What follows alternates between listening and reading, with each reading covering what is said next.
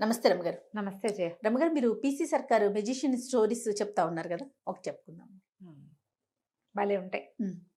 కథంతా ఉంటుంది. ఒక చిన్న మ్యాజిక్ ట్రిక్ అనమాట. సుందర్బనాలు అని ఒక రాజ్యం ఉండేదట.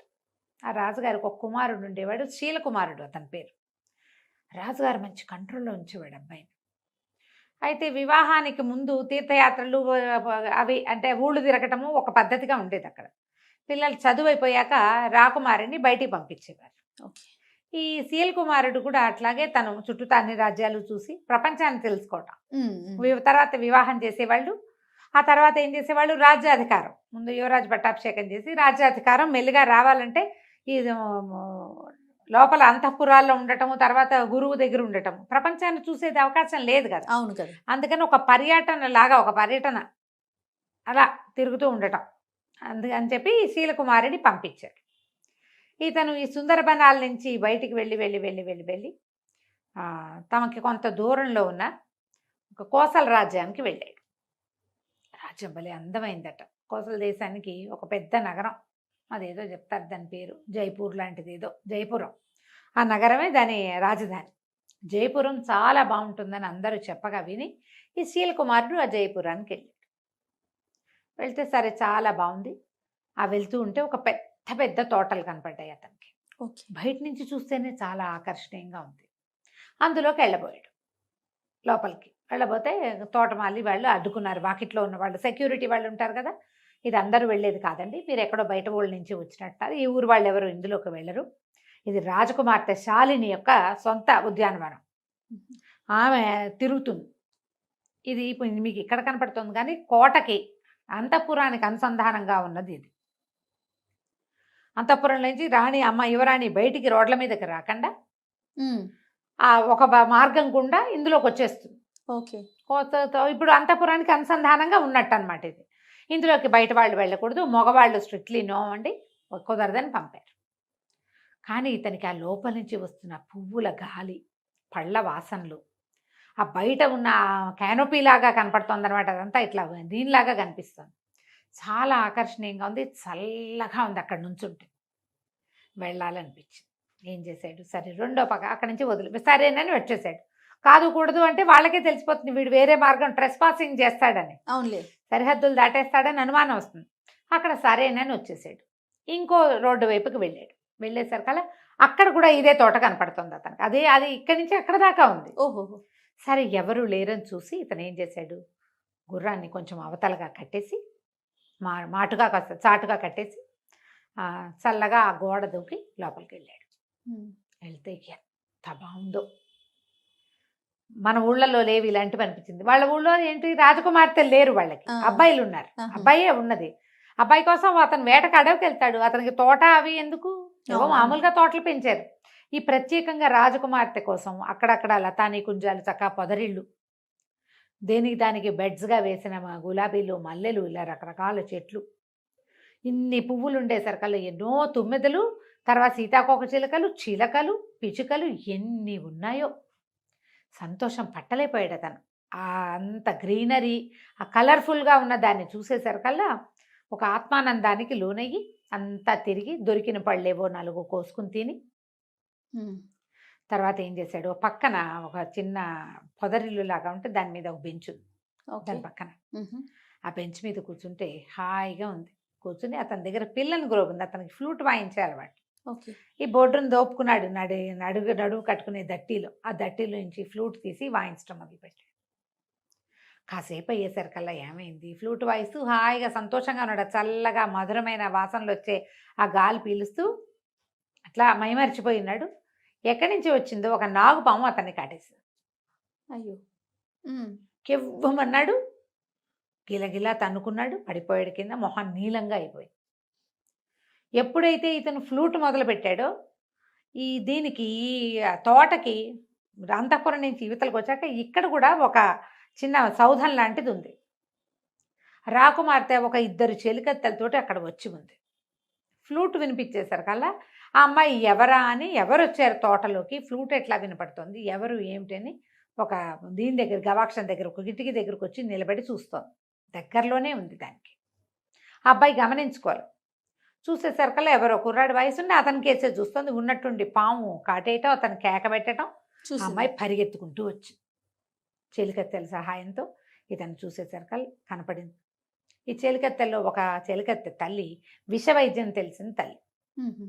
ఆ పిల్లకు కూడా కొంత తెలుసు. ఈ అమ్మాయి ఏమందంటే, ఇది పలానా పామమ్మ, దీనికి వేరు పెట్టి వైద్యం చేస్తే ప్రమాదం తప్పుతుందంటే సాయం పట్టండి అని ముగ్గురు కలిసి అతన్ని లోపల గదుల్లోకి తీసుకొచ్చారు. తీసుకొచ్చి రాకుమార్తె అతను ఇక్కడ ఇందులో ట్రెస్ పాసింగ్ చేసి లోపలికి వచ్చాడంటే అతనికి శిక్ష పడుతుంది. అంతేగా. అతనేమి తన్ను చూడడానికి రాలా, ఈ తోట సౌందర్యం కోసం వచ్చాడు. ఆ సంగీతం బాగుంది, రాకుమారుడు చక్కగా ఉన్నాడు. ఎవ్వరికీ చెప్పకుండా 5-6 రోజుల పాటు అతన్ని అక్కడే దాచిపెట్టి వైద్యం చేయించి అతను కోలుకునేదాకా కాపాడింది. ఓకే. కాపాడి పంపించేద్దాం అనుకుంది. మ్మ్. కాస్త కోలుకునేసరికల్లా తన ఫ్లూట్ వాయించడము, కబుర్లు, మాటల్లో మెల్లిగా మనసు ఇచ్చిపుచ్చుకున్నారు వీళ్ళు. మ్మ్. కోలుకున్న తర్వాత ఇతను, నేను బయలుదేరి చాలా కాలం అయింది, ఇంటికి వెళ్ళిపోతాను అని చెప్పి, నాకు కూడా వివాహ ప్రయత్నాలు చేస్తున్నారు అని తెలుసుకున్నాడు ఆ అమ్మాయికి. నాకు కూడా వివాహ ప్రయత్నం చేస్తున్నారు, ఎట్లాగో ఉత్తరాలు రాస్తారు, మీ దగ్గర నుంచి ఫోటోలు వస్తాయి, నేను నిన్నే సెలెక్ట్ చేసుకుంటా, మన ఇద్దరం పెళ్లి చేసుకుందామని ఆ అమ్మాయికి మాట ఇచ్చి ఇంటికి వచ్చేసాడు. ఇంటికి వచ్చి కొద్ది రోజులు గడిచినాక ఇతను ఈ శాలిని చేసుకుంటా అని చెప్పి గనక చెప్పాడో నాన్నకి, నాన్న తిరగబడిపోతాడు. మ్మ్. వాళ్ళ నాన్న ఈ పిల్లాడిని, కుర్రవాడిని అతనే ఉద్దేశం చెప్పేలాగా కానీ, అతని అభిప్రాయానికి విలువిచ్చేలాగా కానీ, చాయిస్ అతనికే వదిలేయటం కానీ చేయడు ఆయన. ఓహో. చాలా గట్టివాడు తండ్రి, అతను ఆ పద్ధతిలో లేడు ఆయన. మ్మ్. మ్మ్. ఇప్పుడు ఏం చేయాలని ఆలోచిస్తుంటే రకరకాల పెళ్లి సంబంధాలు వచ్చినాయి. మ్మ్. శాలిని ఫోటో కూడా ఉంది అందులో, ఓకే. ఆ చిత్తరువు కూడా ఉంది. అన్నీ చూసిన తర్వాత ఇతను శాలిని ఉంది చెప్దామనుకున్నాడు. తండ్రి, మంత్రి గారు, రాజగురువు ముగ్గురు కలిసి స్క్రూటినీ చేసి వాటిని ఏం చేస్తారు, అన్నీ చూసి ఈ అమ్మాయి తండ్రి Finalize ఎంతమంది చేస్తారు. ఫైనలైజ్ చేస్తారు కదా, ఇవన్నీ చూసేసి చివరికి 3 సంబంధాలు తేల్చారు. ఆ 3 శాలిని లేదు. ఏం చేయాలో తెలియలా, దిగులుగా అయిపోయాడు. వెళ్ళొచ్చిన దగ్గర నుంచి అతని ధోరణి మారిందని, మ్మ్. ఇప్పుడు ఈ పెళ్లి సంబంధాలు చూడటం మొదలుపెట్టాక ఇంకా మొహం వేళ్లాడేసి ఉంటున్నాడని కనిపెట్టాడు మంత్రి గారి కుమారుడైన దేవదత్తుడు. ఓకే. ఏమిటో ఇలా డల్గా ఉన్నావు ఏమిటి అని ప్రశ్నించేసరికి ఇంకెవ్వరికి చెప్పలేక ఈ శీల్ కుమారుడు ఏం చేశాడంటే దేవదత్తుడికి చెప్పాడు ఈ సంగతి. మ్మ్. నేనేం చేయను, మ్మ్. నేనేమో అమ్మాయికి మాటిచ్చి వచ్చాను, తను నచ్చింది నాకు, నా ప్రాణం కాపాడింది, అమ్మాయి చాలా బాగుంది, రాజ్యము వాళ్ళ ఏర్పాట్లు మరీ బాగున్నాయి, మా నాన్నగారేమో తేల్చిన సంబంధాల్లో శాలిని లేదు. అక్కడికి రాజగురువు మంత్రి గారు అబ్బాయిని అడగండి అంటే, ఏం పర్వాలేదు, నేనే సెలెక్ట్ చేస్తే మా అబ్బాయి అది చేసుకుంటాడని మొదలుపెట్టాడు ఆయన. అబ్బాయి నేను చేసుకోనని అనలేడు, అందరి ముందు పరుగు పోతుంది తండ్రిది.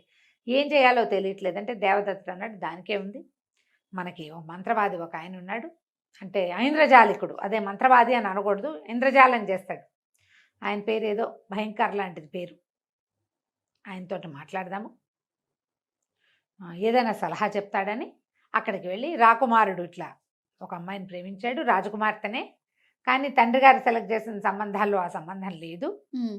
ఏం చెయ్యాలి అంటే అతను అన్నాడు, సరే నేను చెప్తాను లేవు ఉపాయం, చూద్దామన్నాడు. చూద్దామన్న తర్వాత సరే మంత్రి గారు వీళ్ళంతా సంబంధాలు తీస్తున్నారుగా, ఈ 3 సంబంధాలు ఈ అబ్బాయికి చూపించారు. ఆ అబ్బాయి నేను తేల్చుకోలేకపోతున్నానని చెప్పాడు. తేల్చుకోలేకపోతున్నాను అనేసరికల్లా సరే ఈ 3 తేల్చుకోకపోతే అవన్నీ చూడని మొత్తం పటాలన్నీ పెట్టారు. మాట్లాడకపోతే అప్పుడు ఇంద్రజాలికుడు కూడా వచ్చాడు, వాళ్ళు నలుగురు మాట్లాడుకునే చోటు. అట్లా కాదు, ఇప్పుడు రాజకుమారుడికి కంటికి నచ్చడం కాదు, మనసుకి నచ్చాలి. మ్మ్. అంతేగా. హృదయ ఫలకం మీద ఎవరి పేరుందో ఆ పిల్లని చేస్తే అతను సంతోషంగా ఉంటాడు, మన రాజ్యానికి అద్భుతమైన వారసులు కలుగుతారు, సంతోషం వల్ల రాజ్యం బాగుంటుంది అనేసరికల్లా మంత్రి గారు పక్కపక్కన హృదయ ఫలకాన్ని ఎవరు చూస్తారండి అన్నాడు. ఎందుకు హృదయ ఫలకాన్ని చూసేందుకు అవకాశం ఉందండి, మన దగ్గర బ్రహ్మాండమైన విద్య ఒకటి ఉంది, మీరు ఓ పని చేయండి, ఈ వచ్చిన రాజకుమార్తెల పేర్లన్నీ లిస్ట్ అవుట్ చేసి ఒక కాగితం మీద రాయండి, రాజకుమారుడు మనసుకి ఏ సంబంధం నచ్చిందో ఆ అమ్మాయి పేరుని ఆయన హృదయ ఫలకం మీద వచ్చేలాగా నేను చేస్తాను, బాగుందిగా అని చెప్పాడు మన ఈయన ఇంద్రజాలికుడు. కొంచెం బాగా ఆలోచించారు. ఈయన చెప్తున్నాడు కదా, ఆయన కొంచెం గట్టిగా పేరెన్నిక కన్నవాడు, ఏదైనా తమాషా మ్యాజిక్లు బాగా చేయగలిగేవాడు, ఒక్కోసారి పెద్ద పెద్ద విషయాల్లో కూడా ఆయన సలహా పాటించారు వీళ్ళు. ఓకే. అందుకని ఈ లోపల మంత్రి కుమారుడు దేవదత్తుడు అన్నాడు, ఇది చేసి తీరాలి ఇట్లాగే అప్పుడే కదా ఇతనికి ఎవరు నచ్చారో మనకు తెలుస్తుంది ఉమ్, ఉమ్. అని అతను బలపరిచేశారు కదా. కుమారుడి మాట విన్న మంత్రి గారు కూడా మరి పిల్లలు కోరుకుంటారు అది, రాజకుమారుడి మాట కూడా ఇదే అయి ఉంటుంది అని ఆలోచించి సరే ఒప్పుకున్నాడు. ఒప్పుకున్నాక ఇతను ఐంద్రజాలికుడు అన్నాడు, ఈ ట్రిక్ ఇది నేను ఈ మంత్రం అందరి ముందు చేస్తా, ఉమ్. మనం సభలో చేసి చూద్దాం కావాలంటే, రాజుగారు తిరిగిపోకుండా అనమాట. ఓకే. ఆ సంబంధం మనం వద్దనుకున్నామని ఆయన అంటాడేమోనని సభలో చేద్దామన్నారు. సరే రేపొద్దున ఆ పరీక్ష హృదయ ఫలకాన్ని సందర్శనం. మర్నాడు పొద్దున రాజకుమారుడు వచ్చి కూర్చున్నాడు ఓకే. సభలో. లిస్ట్ అవుట్ చేశారు, ఒక 15 సంబంధాలు రాశారు, పేర్లు అందరు యువరాణుల పేర్లు రాశారు. రాశాక ఏం చేశాడు ఈయన, బోల్డని మంత్రాలు చదివి రాజకుమారుడి చుట్టూతా ఇట్లా చేసి దిష్టి తీసినట్టు దాన్ని అంటించేశాడు. ఓకే. ఆ కాగితాన్ని అంటించేశాడు. కాగితం అంటించి దాన్ని ఒక పళ్ళెంలో వేసాడు. వేస్తే కాగితం అంటుకుపోయి మొత్తం కాలి బూడిదొచ్చింది. ఉమ్. అంతేగా మసి వస్తుంది, ఆ. మసి కాలిపోతుంది. కాగితం అంటుకుంటే ఎలా వస్తుంది, నల్లటి నల్లగా మసి వస్తుంది. ఆ. కదా. సరే ఇతను ఏం చేశాడు, రాజకుమారా మీ చొక్కా విప్పండి అని చెప్పి అతను షర్ట్ విప్పించారు. చొక్కా విప్పిన తర్వాత ఈ మసి తీసి రాజకుమారుడి గుండెల మీద ఇట్లా ఇట్లా ఇట్లా ఇట్లా రుద్దాడు. రుద్దంగానే ఒక పేరు ప్రత్యక్షమైంది అక్కడ, ఓ. శాలిని అనుంది. అని ఆశ్చర్యపోయారు ప్రజలంతా. ఎట్లా వచ్చింది అంటే ఈయన మనసులో అంత గాఢంగా అమ్మాయి నచ్చింది, అది హృదయ ఫలకం మీద కనపడింది కదా, ఇంకేముంది శాలినితోటే పెళ్ళి అన్నారు. అక్కడి నుంచి కాకోసల రాజ్యానికి కబురు చేశారు, మీ అమ్మాయిని మా అబ్బాయికి చేసుకుంటామన్నారు. వివాహం అయిపోయింది, వీళ్ళంతా అక్కడికి తరలి వెళ్ళారు. తోటలోనే పెళ్ళి అడిగాడు రాజకుమారుడు, ఆ తోటలో బ్రహ్మాండంగా విందు చేశారు, అన్నీ హాయిగా అయిపోయింది. శాలినికి అక్కడ తోటలో విహరించడం అలవాటు కాబట్టి ఇక్కడ కూడా అలాంటి తోట నిర్మించడానికి అక్కడి నుంచే శిల్పులు తోటమాళ్ళు అందరినీ తీసుకెళ్తానని చెప్పాడు. బాగుంది. ఇంటికి వచ్చారు, సుందరవనానికి తిరిగి వచ్చేసారు. వచ్చిన తర్వాత ఆ రోజు రాత్రి పునఃసమాగమం అని గదిలోకి పంపించారు. ఈయన ఏం చేశాడంటే ఒక చక్కటి సబ్బు గిఫ్ట్ చేసేట రాకుమార్తెకి. రాజకుమారుడు శీలకుమారుడు శాలినికి ఇచ్చాడు. ఇచ్చేసరికి శాలిని ఏమిటి ఇంతకంటే గొప్ప బహుమతి దొరకలేదంటే, ఎందుకు ఈ బహుమతి దీనివల్లే నువ్వు నాకు దక్కేవు, లేకపోతే నువ్వు దక్కేదానివి కాదు, నేను మా నాన్నగారి మాట కాదని లేక చేసుకునేవాడిని అని చెప్పాడు. ఏం చేశారట, సబ్బు నానబెట్టి సబ్బుతోటి అతని గుండెల మీద శాలిని అని రాశారు. ఆల్రెడీ అది ఆరిపోయింది. అది ఆరిపోయి ఉండిపోయింది ఒంటి మీద. కడిగితే కదా పోయేది సబ్బు. ఈ మసి పూసేసరికల్లా అంటుకున్న సబ్బు మీద మసి అంటుకుని శాలిని అని కనపడింది. హృదయ ఫలకం దాని మీద రాసినట్టు కనిపించింది. ట్రిక్ చూడు, మ్యాజిక్ ట్రిక్, సూపర్. మనం ఏదైనా ఒక అక్షరాలు ప్రత్యక్షం లాగా చేయాలంటే ఇప్పుడు మన వాళ్ళు ఏం చేస్తున్నారు, రాసేసుకుంటారు పేరు, దాని మీద ఈ మన సెలోఫెన్ టేప్ తీసి ఇస్తే సరిపోతుంది. అవును అవును. ఇప్పుడు కొత్త ట్రిక్కులు వచ్చాయి కదా, పాతకాలపు ట్రిక్. దీంతో ఈ రాజకుమారుడు రాకుమార్తెని పెళ్లి చేసుకున్నాడు. కథ కంచికి మనం ఇంటికి. బాగుందండి.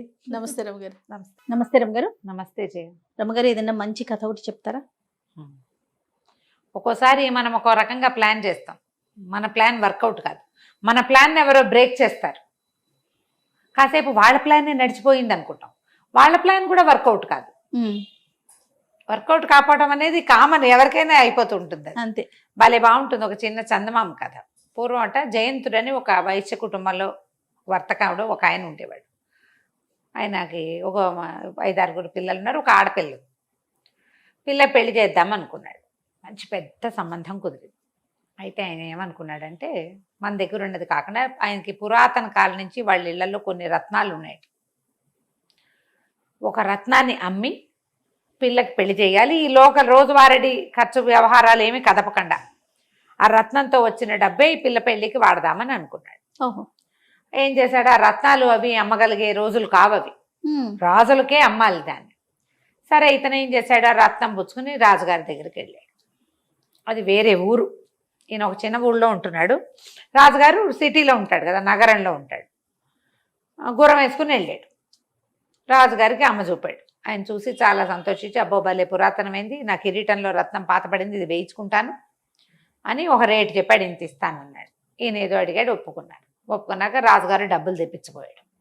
జయంతుడు అన్నాడు, ప్రభు ఇంత డబ్బు పట్టుకెళ్ళలేను, కొంత ఉంచండి మీ దగ్గర, ఇప్పుడు అవసరానికి పెళ్లి పనులలో ఎంత అవసరమైందో అంతే పట్టుకెళ్తాను అని చెప్పాక సరే ఆయన ఏదో కొంత డబ్బు ఇచ్చాడు. ఇది చాలా పెద్ద మొత్తం, లక్షల్లోనే ఉంది. ఈయన ఏం చేశాడు, బజార్ వెళ్ళి అమ్మాయికి కొంచెం నగరంలో ఫ్యాషన్గా ఉన్న 3-4 రకాల వస్తువులు బేరమాడాడు, తీసుకున్నాడు. అక్కడి నుంచి ఆ నగరం చుట్టుపక్కల నల్లటి ఆవులు, కపిల గోవులు దొరుకుతాయి. ఆడపిల్లలు పెళ్ళిళ్ళప్పుడు గేదెను దోలటం మనకు కనపడుతుంది మన ఊళ్ళల్లో. గొడ్లు దోలుతారు, ఒక ఆవు దూడ లేదా ఒక గేదె పిల్ల, ఒక చిన్న పిల్ల ఇస్తారు, ఓ దూడని ఇస్తే అది పెరుగుతుంది అనమాట. పల్లెటూళ్ళల్లో బాగా కనపడతాయి. ఇప్పటికీ ఈ నర్సీపట్నము, ఈ శ్రీకాకుళము ఆ ఊళ్ళల్లో ఆవు వీటిని ఇవ్వటం కనపడుతుంది. ఆవు దూడ మన కృష్ణా జిల్లాలో ఆవు దూడలు ఇస్తారు బాగా. ఏం చేశాడు, ఒక కపిల గోవును కొన్నాడు, లేత దాన్ని గోవును కొన్నాడు. ఒక ఈత ఈనింది, దూడలేదు, దాన్ని చేత్తపుచ్చుకున్నాడు. ఏం చేశాడు, గుర్రం తోకకి ఆవు మెడలో ఉన్న తాడుని కట్టాడు. ఆ గుర్రాన్ని టకటకలాడించకుండా మెల్లిగా నడిపిస్తున్నాడు. ఆవు కూడా వెనకాల నడుచుకుంటూ వస్తుంది. దాని మెడలో మువ్వ కట్టాడు. మువ్వ మోగుతూ ఉంటుంది, ఆవు వెనకాల వస్తున్న శబ్దం. ఆవుకి గిట్టల శబ్దం ఉండదు కదా, పైగా గుర్రం టక్కు టక్కు, ఈ టక్కులో ఇంకో టిక్కులు వినపడవు. అవును. ఈయన దారిపోతున్నాడు. పోతుంటే ఏమైంది, కొంచెం దూరం వెళ్ళిన తర్వాత ఈయనకి అడవిలోకి వెళ్ళాక, అడవులు దాటి వెళ్ళాలి. అప్పుడు ఎలా ఉండేవి, ఊళ్ళకి వీళ్ళకి మధ్యలో చిట్టడవులు ఉండేవి. అవును. వెనకాల శబ్దం ఏదో తేడా వచ్చినట్టు తెలిసింది. తీరా చూస్తుంది కదా, ఈ గుర్రం వెనకాల ఆవు లేదు. దాని మెళ్ళలో కట్టిన తాడు, దానికి వేళ్లాడేసిన మువ్వ మాత్రం ఉన్నాయి. ఆవుకు కట్టిన మువ్వలు ఉన్నాయి.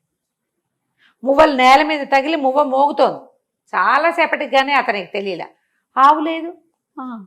అయ్యో ఏం చెయ్యాలో తెలియలే. ఎవడో విప్పుకుపోయాడు.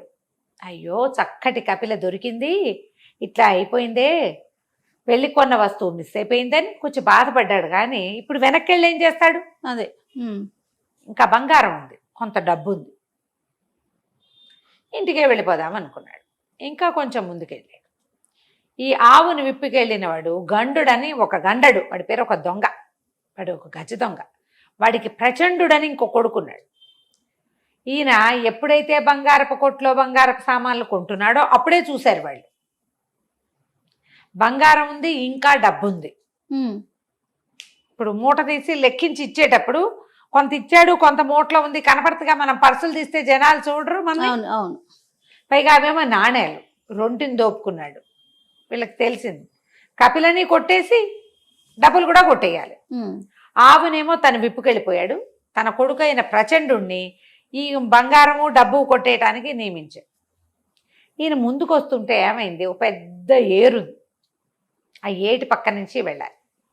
ఒకడు ఆ ఏటి గట్టు మీద నిలబడి దభేల్మని పడ్డాడు నీళ్ళలో. ఈయనేమనుకున్నాడు, అయ్యో పాపం ఎవడో నడుస్తూ నడుస్తూ పడిపోయాడు కుర్రాడని గబగబా గుర్రం దిగేసి, మరి పైన ఉన్న చొక్కా గిక్క, మరి బట్టలు తడిచిపోతాయి కదా, చొక్కా పంచా ఊడదీసి లోదుస్తులు ఉన్నాయి లోపల, చిన్న గావంచాలంటిది కట్టుకుంటారు కదా, కౌపీనం గోచి లాంటి, గబుక్కుని దాంతో దిగాడు నీళ్ళల్లోకి. దిగేసరికల్లా ఆయన ఎక్కడి నుంచి ఆ మనిషి పడ్డాడో అక్కడి నుంచి దిగుతుంటే కాలికి ఏదో తగులుకున్నట్టు అయింది.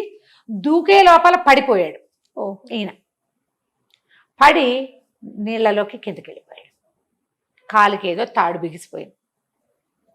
ఈయన అది విదిలించుకుని, తాడేదో పట్టుకుందని చూసుకుని అది విదిలించుకుని పైకి వచ్చేసరికల్లా గట్టు మీద గుర్రం లేదు. ఈయన కాలికి ఒక తాడు రాయి తగులుకునేలాగా పెట్టాడు ఆ ప్రచండు. ఈయన అడుగు ఆ తాడులో వేసి నీళ్ళకు ముందుకు పడేసరికి ఆ రాయి కట్టిన తాడు బిగిసిపోయింది. బరువుకి ఈయన వెంటనే తేలని, ఇప్పుడు అలవాటైన ఈతవాడైనా నీళ్ళలోకి ఒకసారి మునగానే ఇట్లా మునిగి ఇట్లా తేల్తాడు. కాలికి బరువు ఉండేసరికి వెంటనే తేలలేకపోయాడు. ఆ 2 minutesని వాడుకున్నాడు ఈ ప్రచండు. గుర్రాన్ని బట్టల్ని మూట కట్టుకుని తీసుకుపోయాడు. ఈయన పైకి వచ్చి చూస్తే గుర్రం లేదు, బట్టలు లేవు, రొంటిని దోపుకున్న డబ్బులు, బంగారపు వస్తువులు గుర్రానికి పెట్టుంది, సంచి తగిలించింది మొత్తం. ఏం చెయ్యాలో తెలియలే ఈయనకి. గోచి ఒకటి ఉంది ఒంటి మీద, ఎంత బిడియంగా ఉంటుంది. పెద్ద వ్యాపారస్తుడు, పల్లెటూళ్ళలో మంచి చిన్న ఊళ్ళో బ్రహ్మాండమైన వ్యాపారం ఉంది. నగరానికి వెళ్ళి రాజును చూడగలిగే సత్తా ఉన్నవాడు గోచిపాతతోటి మిగిలాడు. అయితే ఏమైంది, ఎవరో కొంతమంది రైతులు విత్తనాలు కొనుక్కోవడానికో దేనికో ఆ పక్కగా వెళ్తూ చూసి, ఎవరండి బాబు ఏంటి నాయనా అని కేకేసి అడిగేసరికి ఈయన చాలా మొహమాడి పడుతూ ఇట్లా చెప్పేసరికి ఆ పక్కనున్న పల్లె వాళ్ళు అన్నారు, బాబు రండి అని చెప్పి వాళ్ళలో ఒకడు నెత్తి కట్టుకునే గుడ్డెచ్చి అడుగు చుట్టుకోండి అని వెంబడి పెట్టు తీసుకుపోయారు. రాత్రికి అన్నం పెట్టి అక్కడ పడుకోబెట్టుకున్నారు. ఈయనకు గోచిపాతం ఎక్కడికి వెళ్తాడు? అటు ఇంటికి వెళ్ళే దూరము కాదు, ఇటు నగరానికి వెళ్ళే దూరము కాదు. సరే వాళ్ళ దగ్గర అన్నం తిని మర్నాడు పొద్దున వాళ్ళు ఇచ్చింది ఓ పంచా గావంచా కట్టుకుని ఓ చొక్కా వేసుకుని రాజుగారిని చూడబోయాడు. ఇట్లా అయ్యిందండి అంటే అయ్యా మిగతా డబ్బు ఇప్పించండి. డబ్బులకేముందండి, ఇప్పిస్తాం కానీ మరి పోయింది, మొత్తం కావాలంటే ఇచ్చేస్తా, మీ డబ్బంతా మా దగ్గరే ఉంది, మీరు కొంచెమే కదా తీసుకెళ్ళారు, ఇస్తాం కానీ మరి పోయిన వాటి మాట ఏమిటి, మీరు ఉండండి చెప్దామని ఏం చేశాడు, ఊళ్ళో రాజుగారి చాటింపు ఇచ్చారు. ఇక్కడే ఉండండి, ఇంటికి వెళ్ళొద్దు, అమ్మాయి నగలు అవి కొందాలండి, తెప్పిద్దాం నగలు, మనం మీరు చూద్దురు కానీ అని చెప్పి చాటింపు ఇచ్చారు. రాజుగారికి ప్రశస్తమైన కపిల గోవు కావాలి, గోవు నచ్చితే 1000 రూపాయలు ఇస్తామని. ఎక్కడెక్కడి కపిల గోవులు వచ్చాయి. మన గండడు ఏం చేశాడు, ఆవును తీసుకెళ్ళి ఇంట్లో కట్టేశాడు. వాళ్ళ ఆవిడికి తన కొడుకు మొగుడు చేసే దొంగతనాలు ఇష్టం లేదు. అందుకని 50 రూపాయలకు కొనుక్కొచ్చానే, 4 ఏళ్ల ఒక 6 నెలల్లో దూడనేస్తుంది, నువ్వు పాలు పితుక్కుంటావు, ఆరోగ్యానికి మంచిది, కళ్ళకి మంచిదని తెచ్చానని నమ్మించాడు. ఆవిడ కూడా ఈ వార్త విన్నాకేమనుకుంది, 50 రూపాయలు పెట్టి కొనుక్కొస్తే 1000 వస్తుందిగా, ఏం చక్క, రాజుగారికి నచ్చితే దూడ ఆవేమో లక్షణంగా ఉంది, కపిలలు తక్కువ ఉంటాయి, కపిల గోవులు అంటే నల్లటి ఆవులు తక్కువ ఉంటాయి. ఈవిడ ఆవును తోలుకోబోయింది. అక్కడికి తోలుకున్నాక ఆ మొత్తం ఆవులన్నీ వచ్చేసినాయి, ఊళ్ళో ఉన్నవన్నీ అందరు తీసుకొచ్చారు. 1000 రూపాయలకు ప్రతివాడు ఆశపడతారు. మనం ఈ వ్యాపారస్తుడు జయంతుడు ఉన్నాడుగా, రాజుగారు అన్నారు జయంతుడిని, ఈ మొత్తం వీటిల్లో చూసి ఏ ఆవు మందో కనిపెట్టండి అన్నాడు. ఈయన ఏం చేశాడంటే ఆ గోవుకి కొమ్ముకి ఒక ఎర్రదారం కట్టాడు. ఆవు అప్పుడే కదా కొన్నాడు, ఎట్ట గుర్తుపడతారు, అదేలే ముచ్చటకి కట్టాడు, ముద్దుగా ఉందని దిష్టి తగలకుండా ఎర్రదారం కట్టి మెళ్ళలో మువ్వలు కట్టాడు. ఈయన మువ్వలు ఈయన దగ్గరే ఉన్నాయి, దారం మాత్రం దాని దగ్గర ఉంది, ఆవు దగ్గర. ఈయన ఇటు తిరిగి ఆ ఎర్రదారం ఉన్న ఆవును గుర్తుపట్టాడు. దాన్ని ముట్టుకుంటే ఆయనకి తెలిసింది ఇది మందేనని. ఇదేనండి అన్నాడు. ఆ ఆవుని మెళ్ళలో తాడుపుచ్చుకున్న ఆవిడ్ని, అమ్మాయి ఈ ఆవు ఎక్కడిది మీకంటే, మా ఆయన కొనుక్కొచ్చాడండి సంతలోనండి అంది. పద మీ ఇంటికి వెళ్దామన్నారు. దొరికేశారు. సరే ఆవుని ఇక్కడ ఉంచుకుని డబ్బులు ఇస్తాం పా మీ ఇంటికి పద, నువ్వు 1000 రూపాయలు నువ్వేం పట్టుకెళ్తావని 2 సైనికుల్ని ఇచ్చి మన బటూరండి రాని పంపించారు. ఈ గండడు వచ్చాడు, ఆవు కూడా ఇటు వచ్చేసింది, కానీ ఆ ప్రచండు ఇంటికి రాల. ఏమైందో తెలియలా. ఇంతలో జయంతుడు ఇంటి దగ్గర నుంచి ఒక వార్తాహరుడు వచ్చాడు. ప్రభు, గుర్రం ఇంటికి చేరిపోయింది అని. గుర్రం ఎట్టా చేరింది అంటే, ఈ ప్రచండు ఏం చేశాడు, ఈయన నీళ్ళల్లో పడిపోయాడు. జయంతుడు పడిపోగానే వీడు గుర్రం ఎక్కేశాడు. అది చాలా మకురు గుర్రం, యజమాని కాకుండా ఇంకో మనిషిని ఎక్కించుకునే అలవాటే లేదు దానికి. మామూలుగా ఊళ్ళలో గుర్రాలుంటే పనివాళ్ళు వీళ్ళందరూ ఎక్కుతారు, కానీ ఈ గుర్రం అలాంటిది కాదు. ఆయనది స్పెషల్ గుర్రం, నిదానంగా నడిచే అలవాటు ఉంది ఆయనతో పాటు. ఇది ఎప్పుడైతే వీడెవడో కొత్తవాడు ఎక్కాడో దానికి నచ్చల. పైగా వాడు తడిబొంటితో ఎక్కాడు, నీళ్ళ నుంచి వచ్చేసాడు కదా, వచ్చేసరికల్లా అది విదిలించుకోబోయింది. వీడు దాన్ని గట్టిగా పట్టుకున్నాడు. అది అటు ఇటు చేసేస్తోంది. వీడికి భయం వేసింది. వాడికి గుర్రం ఎక్కితే అది ఇంటికి తీసుకుపోతుంది అనుకున్నాడు. దారి తను చూపించే అవకాశం ఆ గుర్రం వాడికి ఇవ్వల. మకురెత్తిపోయింది. ఆ తడి తగిలేసరికి దానికి విసుగు పుట్టేసింది. అది గెంతేస్తుంటే సరే ఎటో ఒకటో వెళ్తుందని దాన్ని మెడ గట్టిగా పట్టుకుని అది ఎటు వెళ్ళనిస్తే వెళ్తే అటు వెళ్ళనిచ్చాడు. అది అటు తిరిగి జయంతుడి ఇంటికి వెళ్ళిపోయి అలవాటైన దారిలో వెళ్ళిపోయింది. వెళ్ళిపోయేసరికల్లా వాళ్ళే గుర్రం లోపలికి వచ్చేసింది దివాణంలోకి. వాళ్ళది చిన్నది సంస్థానమే, అదేం మరి చిన్న వ్యాపారం కాదు వాళ్ళది. లోపలికి వచ్చేసరికి పని వాళ్ళకి గుర్రం వచ్చింది. ఇదేంటి పైన వీడెవడ ఉన్నాడు, గోచిపాత్ర రాయడు అని చూసుకున్నారు. లోపలికి వచ్చేసరికల్లా లోపల ఉన్న వాళ్ళకి డౌట్ వచ్చారు, అరే తలిపేసేయండి అని గేట్లు వేయించేశారు. ఇవన్నీ పట్టుకున్నారు. పట్టుకునేసరికల్లా ఎవరు నువ్వంటే మేమే బెబ్బే వాడు 2 పీకి. అప్పుడు వాళ్ళకి తెలిసిపోయింది యజమాని ఎక్కడో చిక్కడిపోయాడని తెలుసుకున్నారు వాళ్ళు. అందుకని ఏం చేశారు, మహారాజుకి కబురు చేశారు, జయంతుడి గుర్రం ఇంటికి వచ్చింది, జయంతుడి ఇంటికి రాలేదు అని. ఎప్పుడైతే ఈ గుర్రం పట్టుకున్నారో బట్టలు చూశారు, బట్టల్లో డబ్బులు ఉన్నాయి, యజమాని బట్టలు. అక్కడి నుంచి మెడకి సంచి తగిలిచ్చింది, ఏవో 2-3 పట్టు చీరలు ఉన్నాయి, తర్వాత నగలున్నాయి. అమ్మాయి వచ్చి నగలు గీగలు పట్టుకుపోయింది, ఇవి నాన్న బట్టలే, ఇదిగో ఈ సంచి రాజుగారు ఇచ్చుంటారు. ఇవన్నీ ఊహించి వాళ్ళు ఉత్తరం రాశారు. ఇంతలో ఈ సైనికులు 2 ఇంటికి వెళ్ళారు కదా, ఆ గండడు ఇంటి దగ్గర కూర్చొని ఆలోచిస్తుంటే, ఏ సంతలో కొనుక్కొచ్చావు కపిల గోవుని అని అడిగారు. మేమే బెబ్బే అన్నాడు. అయిపోయింది. పట్టుకొచ్చేసారు.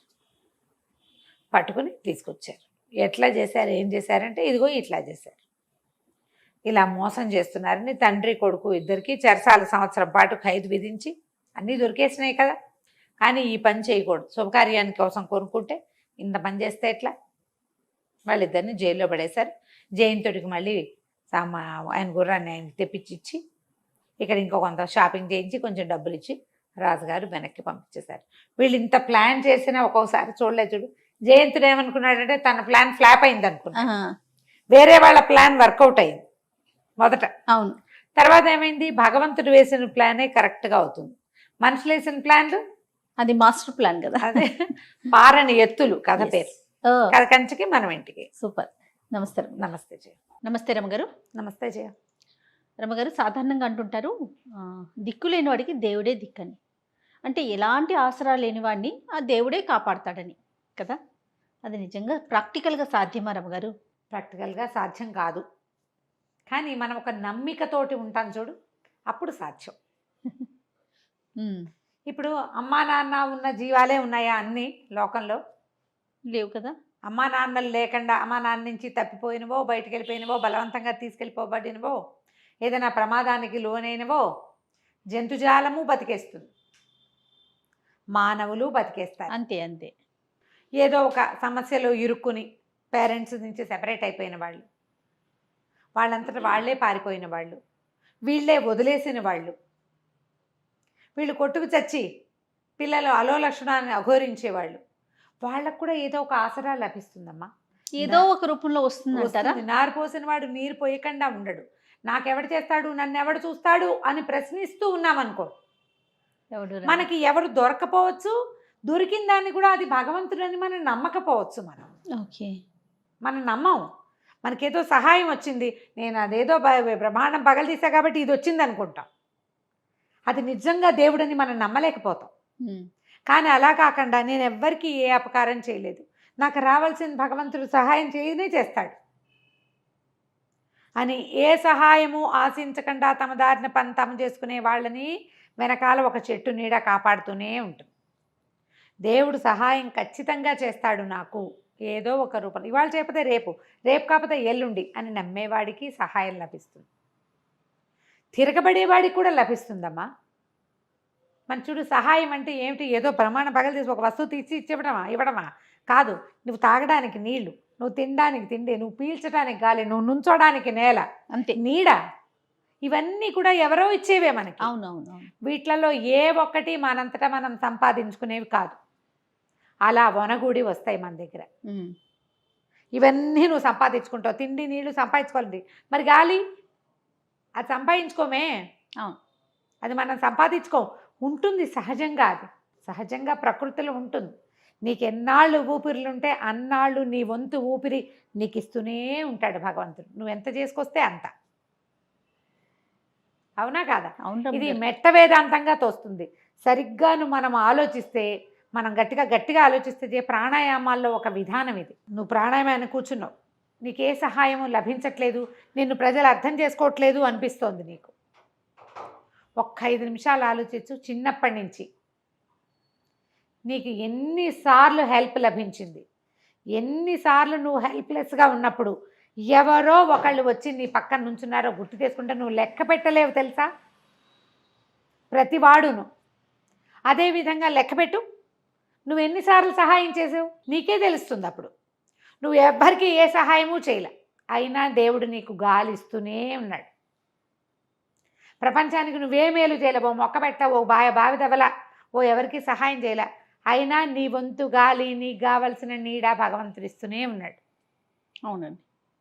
ఇలా ఆలోచిస్తే ఎంత బాగుంటుందో. ఒక చిన్న చందమామ కథ ఉంది, సాధు రక్షణ అని. భగవంతుడు సాధువుల్ని రక్షిస్తాడు, ఎవ్వరికీ ఏ కీడు చెయ్యని వాళ్ళని. వాళ్ళ కర్మవశాత్తు ఏదైనా ప్రమాదానికి లోటైనా అతను లాగుతాడు బయటికి. వాళ్ళ చిన్న కథ చాలా బాగుంటుంది, పిల్లలకి తప్పకుండా చెప్పాలి. మనం కూడా మన గుండెల మీద మనం చెయ్యేసుకుని మనం ఎవ్వరికీ ఏ కీడు చేయలేదు.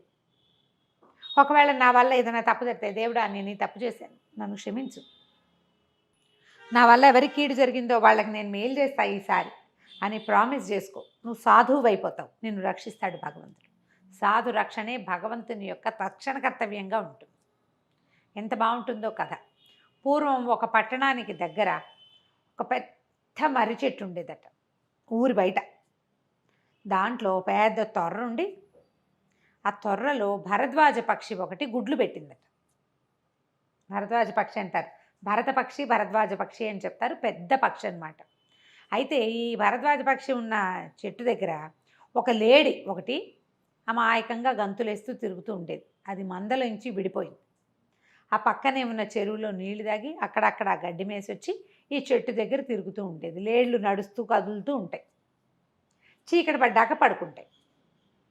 అయితే ఈ పక్షి ఏం చేసింది, ముందు గుడ్లు పెట్టింది. గుడ్లు పిల్లలయ్యాయి. గుడ్లు ఉన్నన్నాళ్ళు ఏం చేసేది, ఆ గుడ్ల మీదే కూర్చుని ఉంటుంది తల్లి, అంతే కదా, పొదుగుతూ ఉంటుంది. గుడ్లు పిల్లలయ్యేసరికి పిల్ల అవ్వగానే దానికి ఆహారం కావాలి.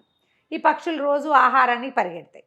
ఇది ఆహారానికి వెళ్ళినప్పుడు అక్కడక్కడ కనపడిన వేటగాళ్ళని చూసి ఇటు వచ్చి ఈ లేడీ చెప్పింది, తినేస్తాం, జాగ్రత్తగా ఉండు, నేను వచ్చేటప్పుడు చూసిన వేటగాళ్ళు ఎవరైనా నిన్ను చూస్తే నిన్ను పట్టేస్తారు, ముందు కొట్టేస్తారు, పట్టేయడం సంగతి ఎట్లా ఉన్నా, పట్టేది ఎందుకు, కొట్టడానికే కాదు, జాగ్రత్తగా ఉండు, ఇలా అన్ని చోట్ల ఓపెన్ ప్లేసుల్లో తిరగబోక అని.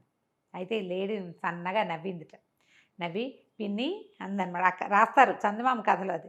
చాలా సంతోషం, నువ్వు ఎంత బాగానో చెప్పావు, అయినా నేను ఎవరిని ఏం చేశానని ఎవరైనా నన్నేం చేస్తారు, దేవుడు చూడ్డు, సాధురక్షణే కదా దేవుడు చేసే పని, నేను ఎవరిని ఏమీ చేయను, ఎవరు నన్ను అలా ఏం చేయరు, పర్వాలేదులే, నువ్వు ధైర్యంగా ఉండను. ఆ భరద్వాజ పక్షి ఈ పిచ్చి లేడి కూనను చూసి జాలి పడుతూ మెల్లిగా త్వరలోకి వెళ్ళిపోయింది. ఆ పక్కన ఉన్న పొదలో ఒక పాము ఉంది, అది వికవికా నవ్విందిట. ఆ పక్క ఇంకో తేలు కూర్చుందిట.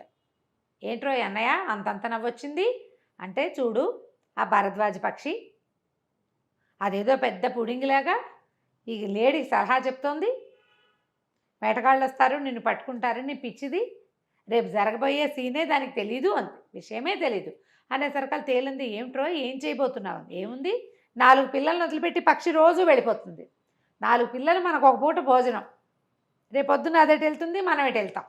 భరద్వాజ పక్షులు చూస్తే పొడి చేస్తాయి పాముల్ని, పెద్ద పక్షి అది, రేపొద్దున అదెటు వెళ్ళిపోతుంది, నేను ఇటుకు చెట్టు ఎక్కేస్తా, ఎక్కితే ఏముంది, 4 పక్షులు ఒకసారి తినేస్తే అయిపోయినట్టే. పిల్లల్ని తింటే ఎంతో బాగుంటాయి. తనకి రాబోయే కష్టాన్ని గురించి తెలుసుకోకుండా లేడి కూనకి ఏదో వస్తుంది అనుకుంటుంది, ఎవరినైనా చూస్తే లేడి పారిపోతుంది, పక్షి పిల్లలు ఎక్కడికి పారిపోతాయి మనల్ని చూసి, అదే కదా అనేసరికల్లా ఈ తేలంది, ఏమిటో రేపు ఏం జరగనుందో మరి, అది లేడికి జాగ్రత్త చెప్పడం ఏమిటో, దానికి ఇది హెచ్చరిక పంపించడం ఏమిటో అని తేలు తన దారిని తనిపోయింది. మర్నాడు తెల్లవారింది, భరద్వాజ పక్షి దాని దారిన వెళ్ళేసరికల్లా ఏమైంది, నిజంగానే వేటగాళ్ళు వచ్చారు. హాయిగా చెట్టు కింద కాళ్ళు చాపుకుని కూర్చున్న లేడిని చూడగానే వేటగాడు బాణం వేశాడు. సాయంకాలం అయింది, భరద్వాజ పక్షి వచ్చింది. ఈ లేడి వెంటనే లేచి, పిన్ని పిన్ని నువ్వు చెప్పినట్టే వచ్చారమ్మా వీళ్ళు వేటగాళ్ళు, పెద్ద బాణం వేశాడు కానీ నాకు తగల్లా, ఏమైందో నాకు తెలీదు, వాడు పారిపోయాడు, బాణం ఎట్టిపోయిందో అని అనగానే, అమ్మో బాణం నా పక్షి పిల్లలు తగిలిందేమో అని భరద్వాజ పక్షి ఒక్క పరుగున తొర్ర దగ్గరికి పరిగెత్తింది. పరిగెడితే ఏముంది, ఆ తొర్రకి పక్కన చెట్టు మొదలకి గుచ్చుకుని ఇంత పెద్ద పడగ విప్పిన పాము, దాని పడగలుంచి నాటుకున్న బాణము కనపడ్డాయి. ఏం జరిగింది అంటే, వేటగాడు వచ్చాడు, ఆ దారే పోతున్న తేలు ఇతను ఇట్లా గురిపెట్టంగానే వాడి మీద తేలు మీద వేశాడు, అది కాటేసింది. అది కాటేయగానే అది గుచ్చుకునేసరికి కెవ్వమన్నాడు, ఈ వేస్తున్న బాణం అలా అయింది. లేడి మీద పడవలసిన బాణం చెట్టు మొదలకి గుచ్చుకుంది. ఆ మొదట్లో అప్పుడే పైకి పాకుతూ పడగ విప్పి పాకుతున్న పాము పడగలు దిగిపోయింది. అది పాము పోయింది, పక్షులు రక్షింపబడ్డాయి, లేడీ రక్షించబడింది. ఎలా, తేలు వల్ల, తేలు వల్ల, ఆ తేలు రూపంలో. ఇప్పుడు తేలుకి పక్షితో కానీ పాముతో కానీ వీటితో లేడీతో కానీ పోనీ ఆ వేటగాడితో కానీ దానికి ఏ సంబంధము లేదు. భగవంతుడు దాని రూపంలో వీటిని రక్షించాడు. మనం అప్పుడప్పుడు నయం అక్కడ అదేదో అయింది కాబట్టి మనం అక్కడ బతికిపోయామనుకోమా, అవునవును, అలా చేస్తాడు భగవంతుడు. అలా రక్షణ లభిస్తుంది. లేడీ సంతోషంగా ఉంది. భరద్వాజం నయం, ఈ పాము కాస్తుంటే పిల్లల్ని పొట్టను పెట్టేసుకునేది అని అనుకొని ఇక ఆ తర్వాత వీటికి వెళ్తారు. ఇంకా వేటగాడు ఆ పక్కకి రాలి, ఆ రోడ్డు అంతా దారి అంతా తేళ్ళు ఉన్నాయి. తేలు కొండి అడవి తేళ్ళు కనుక పడితే ఎన్నాళ్ళో తీపుగా ఉంటుంది, నడవలేకపోతారు. కొంతకాలం గడిచాక పక్షులన్నీ ఎగిరిపోయినాయి. అక్కడ నేస్తాలు ఎవరు లేక లేడు కూడా తన దారి మార్చుకుంది. కథ కంచికి మనం ఇంటికి. ఎంత చక్కని నీతి రమ్మగారు, ఖచ్చితంగా పిల్లలకి చెప్పాల్సిన స్టోరీ కదండి. నమస్తే. నమస్తే జయ. నమస్తే రమ్మగారు. నమస్తే జయ.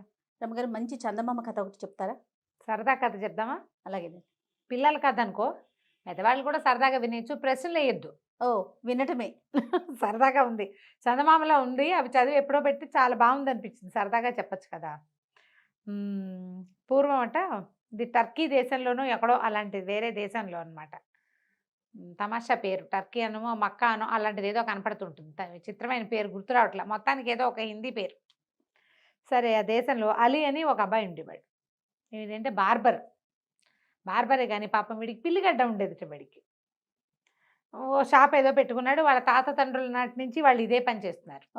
అయితే ఈ అబ్బాయి దగ్గరికి ఎవరు వచ్చేవాళ్ళు కాదు. ఏంటంటే వీడి గడ్డమే, వీడి మొహాలు ఏం బాగోలేదు, వీడేం గడ్డం చేస్తాడు. ఆ దేశంలో అందరూ గడ్డాల వాళ్ళే. గడ్డం నీట్గా చక్కగా షేప్గా కట్ చేయాలి.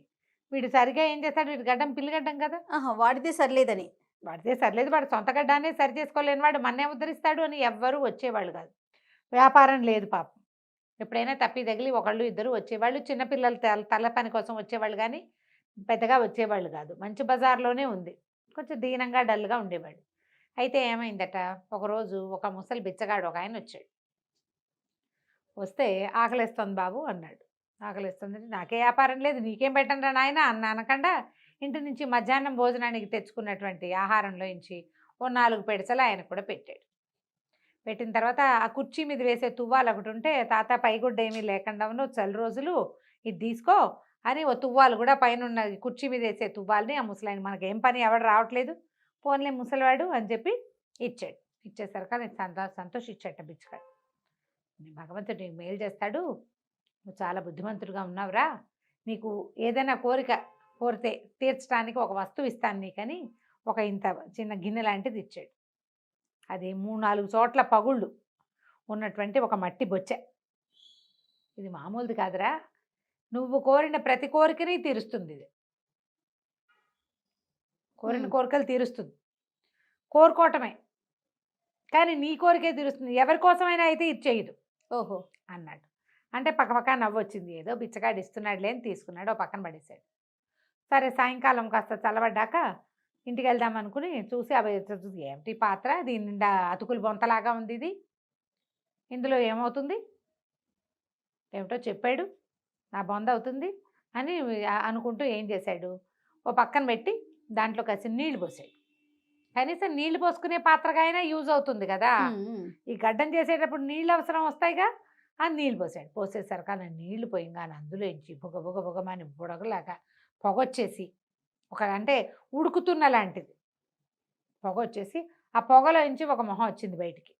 వాడు సింహపు తల, కోరలు, అదే కొమ్ములు, కోరలు, ఏదో విచిత్రమైన తోక, ఒక చాలా విచిత్రమైన ఒక స్వరూపం వచ్చింది. ఏం కావాలరా అబ్బి నీకు అని ఆశ్చర్యపడి, ఇదేంటి, ఇది నా కోరిక తీరుస్తుందా అని ఆశ్చర్యపడి బాగా ఆలోచించాడు. మనకేం కావాలి అని. ఏం కోరుకుంటారు జనరల్గా? డబ్బు, నగలు, ఇల్లు కదా. వీడికి ఆ తెలివి లేదు. నా గడ్డం సరిలేకపోవటం వల్ల కదా నాకు వ్యాపారం లేదు, అందుకని పిల్లిగడ్డం పోయి మంచి అందమైన 3 గడ్డ వచ్చేలాగా చేయమన్నాడు. అలాగే అన్నాడు. చీకటి పడిపోయింది, చుట్టుపక్కల వాళ్ళు ఎవరు లేరు. సరే అని వాడు కాస్త అందులోకి వెళ్ళిపోయాడు. ఆ విచిత్రాకారం వాడు, వీడికి ఇంత 3 గడ్డం నల్లగా నిగనిగలాడుతూ మెరిసిపోతూ ఎంత బాగుందో. చుట్టుపక్కల వాళ్ళు తెల్లారే చూసి వీడిని ఆశ్చర్యం, ఇదేంటి రాత్రి ఎలా మొలిచింది గడ్డం, అదేంటో మంచి షేప్లో ఉంది, చాలా అందమైన గడ్డం కదా. అక్కడి నుంచి చుట్టుపక్కల వాళ్ళంతా చేరారు, మాకు కూడా గడ్డం నీలాంటి షేప్లో చెయ్యాలి. పోనీ 6 నెలలు గడిచినాయి, అందరూ అదే షేప్లో గడ్డాలు చేస్తున్నారు. తర్వాత బోరు కొట్టింది, జనం రావడం మానేశారు. వీడికి అది ఒకటే వచ్చు, తన గడ్డంలా చేయడమే వచ్చు. మానేసేసరికి సరే ఏమనుకున్నాడు, మళ్ళీ ఏదైనా చేయాలి. వాళ్ళంత వ్యాపారం రోజంతా బిజీగా ఉండేవాడు. సడన్గా స్లో అయిపోయింది వ్యాపారం. మళ్ళీ ఆ సత గిన్నెలో నీళ్ళు పోసాడు, ఆ మట్టి గిన్నెలో పోస్తే మళ్ళీ వచ్చింది ఆకారం. ఏం కావాలి అని, నాకు ఇంకా కొంచెం పొడుగు వెండి వెంట్రుకలు ఉన్న గడ్డాన్ని ఇవ్వు, వెండి గడ్డం. ఆ గడ్డను మాత్రం వదలట్లా. వాడికి అదే తెలుసు పాపం. సరే అక్కడి నుంచి ఏమైంది, సరేనన్నాడు. ఇంకో 2 పొడుగు మోకాళ్ళ దాకా ఉండే గడ్డం ఇంత పొడుగునా, దాని నిండా ఏమో వెండివే వెంట్రుకలు, జల్తారు వెంట్రుకల్లాగా చక్కగా మెరిసిపోతున్న వెంట్రుకలు. దాంతో చుట్టుపక్కల జనాలంతా ఆశ్చర్యపోయి, ఓరిని వీడి గడ్డం ఎంత అందంగా ఉందో, ఎంత బాగుందో. మళ్ళీ స్టార్ట్. మళ్ళీ స్టార్ట్, జనం అంతా వచ్చేవాళ్ళు. ఏం చేసావు అంటే ఏదో చేశా, అది ఎప్పుడు సక్సెస్ అవుతుంది, చాలా రోజుల నుంచి చేస్తున్నా, సడన్గా సక్సెస్ అయింది. మళ్ళీ జనం అంతా వీడి గడ్డం సౌందర్యం చూడడానికైనా వీడి దగ్గరికి వస్తున్నారు. పైగా ఫలానా వాడితో, వెండి గడ్డం ఉన్నవాడితో గడ్డం చేయించుకున్నామంటే గొప్ప. మళ్ళీ జనాలు ఫుల్గా వచ్చారు. ఈ వార్త రాజుగారికి కూడా తెలిసింది, నవాబుకు కూడా. నవాబు సంతోషించాడు. మన రాజ్యంలో ఒక వెండి గడ్డం వాడు ఉన్నాడంటే ఎంత గొప్ప, చాలా గొప్ప. అయితే ఏమైంది, ఈ వాడు ఎవడికో వెండి గడ్డం ఉందని, వాడి గడ్డం మహా అందంగా ఉందని, వాడు బ్యూటిఫుల్గా ఉన్నాడని చెప్పుకుంటున్నారు. నవాబు గారు అమ్మాయి, నాన్న అలా ప్రత్యేకంగా వెండి గడ్డం ఉన్నవాడినే పెళ్లి చేసుకుంటానంది. శభాష్. అనేసరికి నాన్న అన్నాడు, డాబాగా వెండి గడ్డం ఏమిటమ్మా, నీకు బంగారు గడ్డం ఉన్న పెళ్లి కొడుకుని తెస్తానన్నాడు. ఈ మాటలు అక్కడ ఎవరో బట్టలు ఉతుకుతున్నవాడు ఒకడు విని, వీడికి చెప్పాడా? బంగారు గడ్డం ఉన్నవాడికి రాజుగారు అమ్మాయి నుంచి పెళ్లి చేస్తారా, నీకు వెండి గడ్డం ఉంది, ట్రై చేయి దానికోసం కూడా అనగానే వీడు ఇదే సందు అదే సందని మళ్ళీ ఆ పాత్రలో నీళ్లు పోసి ఆ విచిత్ర వేషధారిని పిలిపించుకున్నాడు. బంగారు గడ్డం కావాలి నాకు అని. బాగానే ఉందిగా. బాగుంది. అక్కడి నుంచి బంగారు గడ్డం మూలవంగానే వెళ్ళాడు రాజుగారి దగ్గరికి. బంగారు గడ్డం ఉన్నవాడికి మీ అమ్మాయిని ఇచ్చి చేస్తామన్నట్ట నవాబు గారు, కాబట్టి యువరాణిని ఇచ్చి నాకు పెళ్లి చేయండి. సరే మరి ఒప్పుకున్నాడుగా. కూతురు కూడా వెంటనే ఊబలాట పడింది. బంగారు గడ్డం వాడికి ఇస్తానన్నావు నాన్న, నీ కోరిక తీరింది, ప్రత్యేకమైన వాడిని చేసుకోవాలని నా కోరిక కూడా తీరిపోతుంది, కాబట్టి పెళ్లి చేసేది. ఊళ్ళో వాళ్ళంతా అవును అవును అన్నారు. పెళ్లి చేసేసారు. పెళ్లి చేసేసారు. హాయిగా ఉన్నాడు నవాబు గారు కూతురుతోటి. కొద్ది రోజులు గడిచేసరికి రాజుగారు కనిపించింది, ఇంత అపురూపమైన గడ్డం అల్లుడికే ఉండటమేమిటి, నాకు కూడా ఉండాలి కదా. అయితే ఏం చేశాడు, రాజు ఈ అలీని పిలిచి, అబ్బాయి అల్లుడు గారు మీరేం చేస్తారో నాకు తెలియదు, తెల్లవారేసరికి బంగారపు గడ్డం కావాలి నాకు, మీకు ఎలా వచ్చిందో నాకు అలా తెప్పించమన్నాడు. ఇది ఎక్కడ తగలాటం వచ్చిందిరా దేవుడా అని వీడేం చేశాడు, స్నానాలు గదిలో, అది రాజుగారి ఇల్లు, తను ఏది పడితే అది చేయటానికి వీళ్ళే, తన సామాన్లతో పాటే జాగ్రత్తగా ఈ పాత్రను తెచ్చుకున్నాడు. సామాన్లు తెచ్చుకున్నాడు కదా, తెచ్చుకుని ఏం చేశాడు, స్నానాల గదిలోకి వెళ్ళి అందులో నీళ్లు పోసాడు. అక్కడ నీళ్లు పోయడానికి తన ఇంట్లో లాగా పక్కనే ఏమి అవకాశాలు ఉంటాయి, పొట్టి బాత్రూంలోనే స్నానాల గదిలోనే నీళ్లు ఉంటాయి. నీళ్ళు అందులో పోసేసరికి విచిత్ర వేషధారి మళ్ళీ వచ్చాడు. అర్జెంటుగా మా మామగారైన నవాబు గారికి బంగారు గడ్డం తెప్పించమన్నాడు. తెప్పించమంటే నీకేమైనా కావాలంటే చేస్తా కానీ వాడెవడికో నేను చేయను అన్నాడు. ఎంత బతిమలాడినా వాడు ఒప్పుకోవాలి. నీకు ఏం కావాలంటే అది ఇస్తా, అదే నా ఆజ్ఞ, నాకున్నది, నువ్వు మీ మామగారికి చేయమంటే చేయను అనేసరికి ఇంకేం చేస్తాడు, ఒళ్ళు మండిపోయింది. నీళ్ళు పారబోసేసి ఆ గిన్నె అక్కడ వారేసి వెళ్ళిపోయాడు. ఇప్పుడు ఏం చేయాలి, రాజుగారు ఏం చేస్తాడు అని. ఇంతలో ఏమైంది, సాయంకాలం వేళ మొహం కడుక్కోవడానికి యువరాణి గారు స్నానసారిలోకి వచ్చింది. వచ్చి ఇదేంటి పాత చట్టలు పడ్డ దిక్కుమాల గిన్నె ఎక్కడి నుంచి వచ్చింది, మట్టి గిన్నె, దీని నిండా అతుకులు, ముష్టి గిన్నెని ఆవిడేం చేసింది, అటు పక్క నుంచి విసిరేసింది స్నానాల గదిలోంచి బయటికి. ఈ అలీకి ఎప్పుడైతే భార్య స్నానాల శాలలోకి వెళ్ళిందో వెంటనే తట్టింది. అమ్మో నా పాత్ర అని పరిగెత్తాడు. బయటికి విసిరేస్తుందని తెలిసి అర్థమైంది తనకి. స్నానశాలకు బాత్రూంలోకి ఎట్లా వెళ్తారో కిటికీ వైపుకి వెళ్ళాడు. కిటికీ వైపుకి వెళ్ళాడు. ఆవిడ పడేసే టైంకి వీడు పట్టుకున్నాడు కానీ ఆపుకోలేకపోయాడు, కిందకి పడ్డాడు. పడంగానే ఈ గిన్నె టపీమని ఇట్లా నేలకు తగిలి, దానికి ఎక్కడెక్కడైతే అతుకులు ఉన్నాయో ఆ అన్ని అతుకులు, అది బొంత అతుకులు బొంతలా ఉంది కదా, ముక్క చెక్క అయిపోయింది. అందులో ఉన్న విచిత్ర వేషధారి జమ్మని వీడు చూస్తూ ఉండగానే ఆకాశంలోకి ఎగిరిపోయాడు. వాడు ఎగిరే పోలేదు. వీడు బంగారు గడ్డం వెండి గడ్డంగా, తర్వాత పిల్లి గడ్డంగా, నల్లగడ్డంగా, తర్వాత పిల్లి గడ్డంగా మారిపోయింది. టకటకా చూస్తుండగానే బంగారం వెండి అయింది, వెండి నలుపైంది, నలుపు కాస్త పిల్లి గడ్డమైంది. ఇంక ఇప్పుడు ఏం చేయాలి, ఏం చేయలేక పరిగెత్తుకుంటూ వెళ్ళిపోయాడు తన పాత కొట్టు దగ్గరికి. వెళ్ళిపోయి వాడి మీద మంచి రాజుగారి అల్లుడు అవటం వల్ల మంచి బట్టలు, జలతార దుస్తులు, గబగబా బట్టలు విప్పేసేసి చుట్ట చుట్టి గదిలో ఒక మూలకు పారేసాడు. తనదే ఏదో చిన్న గావంచాలంటే ఒక చొక్కా, ఒక నడువు కట్టుకునేది ఓ చొక్కా వేసేసుకుని కామ్గా కూర్చున్నాడు. వాడి పిల్లిగడ్డం సేమ్ డిటో.